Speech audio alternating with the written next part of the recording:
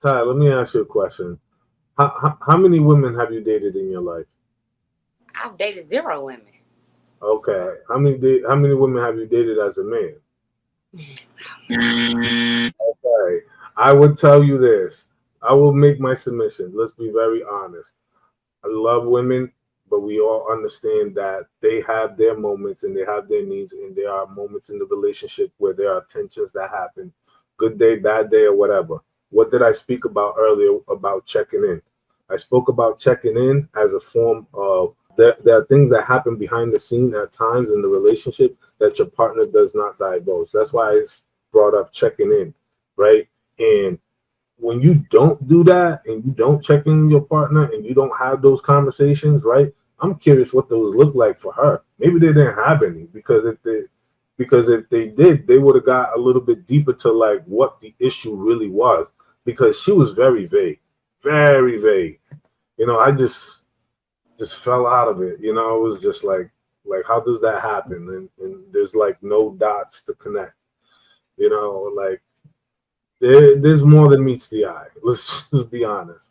I know you want to give a bail, I but think it's simple. No, I agree with that. I agree that there's more that meets the eye. I just don't agree with the narrative that you're trying to push that you had to have someone else on the side, and that's why they didn't argue.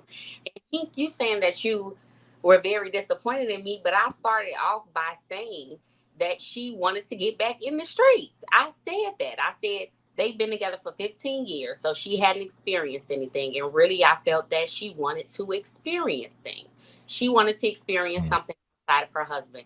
Is that right? No. Should she have stayed with him? I finished it by saying yes. The streets is trash. You know. So I mean, I agree with you guys. I'm just saying we're trying to create a picture, and like you said, Louise, she was very vague on that. All we know from the facts that was shown to us is that she had an internal issue. It was her. It had nothing to do with her husband. Her husband came and was the best man he could be.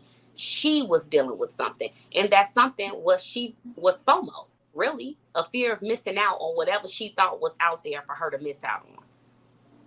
I would So, say Ty, can I this. ask you a I question? think it's a little deeper than that. Yeah, Can Adam I, and Eve Ty, is can I ask always you a running question real 30 to fast? 40% sales, man. She could Ty, always want to be there. do you feel like that man was a victim? Yes, I do. I feel like he was a Okay. victim. I feel like his time was wasted. I do agree with you on that. He probably, like she stated, if he never cheated on her, he stepped up. He did everything he needed. She needed for him to do, for her to just end the marriage and not really have a reason why, other than she felt like God said that he wasn't the right one for her, was devastating to him, and he's going to be broken from that. I do agree with you on that note. He was a victim. She is the Okay. So villain of I, I might I might have jumped to conclusion. I can admit I was it. wrong, and I took you away from the dark side. But it looks like you're back in the fold of the dark. Welcome back, Ty. Kelly, I'm gonna resubmit your application, ma'am. And I also said that with lack of experience, that she possibly craved something that she never had, and that could be the reason why she walked away. It could just be issues from within. And I think that's why some people take their time getting married. Some people need to learn who they are before they just go marrying somebody else trying to get to learn who they are. They need to know who they are first before they try to go be with somebody else. Now, I don't That's know all. her full story, but I know Mm. there's a full video on YouTube. And from what the comments say, it still says that her story is misleading. So, I don't buy the issues from within thing. I don't buy that. To me, what it seems like is I think one day she after 15 years she looked in the mirror and she realized, hey, I look pretty good for my age. And I think there's a society around her that kind of gives her a little bit of reinforcement, says, hey girl, you look good for your age. And I think that she probably at some point started attracting men that she probably never thought she could attract. Probably guys with maybe more money than her husband, maybe guys better looking than her husband. And I think that once those options lined up for her, I think that's what probably gave her the confidence to say, okay, this relationship can end.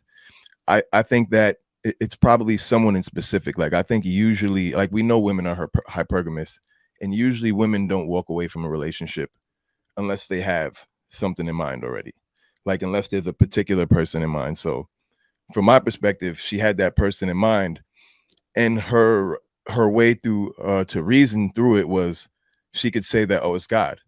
Because I mean, who's going to question that? You know, like if you say God spoke to you, I mean, it could have been a devil that spoke to you. It could have been anything that spoke to you. You know, it could have been your imagination. It could have been, you could have had a dream. You literally could have just had a thought and decided to say that that was God speaking to you. So it's one of those things that, you know, it puts her in a position where she can't be questioned. Because how I can't question God, you can't question God. None of us can question her relationship with God. That now becomes, you know, us overstepping our bounds, us being a little insensitive to her religious situation. So I think, but to me, I think it's an excuse. I think it's just something that she figured, look, I have this out. I can say that God spoke to me. But even like anybody who's religious, biblically, the Bible says, you know things by the fruit, right? So why would God ever, like, if God is, you know, if you're religious and God is about marriage, why would God ever suggest that you get divorced? There's no circumstance biblically where God has ever said that the person that you are married to is not the person that you should be married to and that you should divorce. And that's never been the case. So it's like, just based off of that, you can tell that this isn't really a spiritually inspired thing. It's a secular, it's a real world inspired thing. She has better options now. She probably has better money than she had when she met her husband. And now she wants to explore them. And I think it's as simple as that. So when I said she probably craves something else, are we clear on that?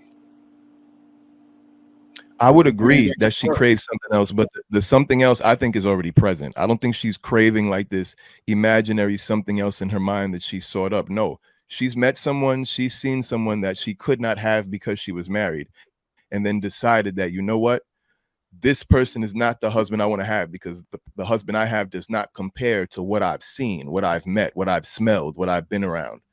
This isn't just something that's internally in her mind. Like, no one's just happy for 15 years and then in their mind comes up with an imaginary lover that they compare their partner to, because their partner is the only one that they know.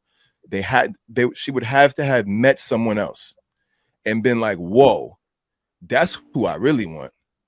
And been like, now my husband is in the way of me exploring this. Or, whoa, these guys is what I'm meeting. Maybe she has a new career, and maybe she's, I don't know what she does, but, you know, a lot of women are in the medical field, and maybe she could have, not been, been in that entry level when she got married. And now she might be a nurse or something at top level. And now she's around doctors, and these doctors are now pulling up in Benzes. They're wearing different cologne. They're wearing different clothes. They eat at different restaurants. And maybe her husband doesn't know about that lifestyle. Maybe he has a business and, he lives a simple life. Or maybe he has a high-powered career too, but maybe they've grown into different things. But I'm almost certain that when women move on, it's usually they've seen it. They've seen what they want. They've experienced what they want. They've been around it. It's not just something that happened in her mind.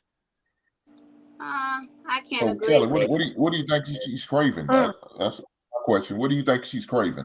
You said she's craving something else. What do you think she's craving? Something that she never experienced. Like, it could be living a single life. It could be living a life with somebody else. It could just be like, I don't know, but it's not him.